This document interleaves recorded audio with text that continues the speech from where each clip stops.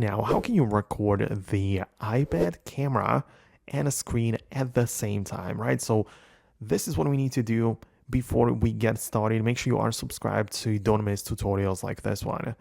Okay, so the point is that of course you can start the screen recording as usual and then go to the camera application just like that, and you can start like recording videos as usual, right? So it should work out just fine, right? Like you both capture the video as well as the screen recording.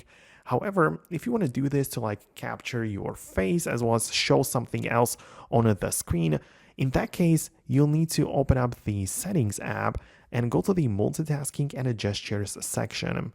In there, you will need to enable the windowed apps, so not the full screen apps only, and then go to the camera application of your iPad as usual.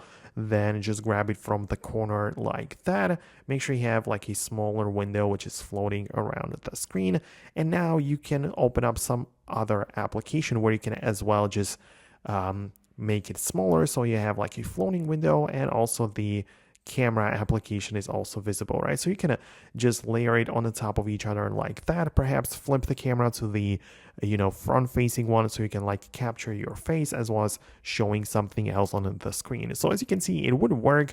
Right now you would just start the screen recording, and all of the stuff that's going on the screen will be captured, including the stuff from the camera as well as your screen right there. So as I said, it depends on what exactly you are aiming for, but this should get the job done. So let me know in the comments if it worked.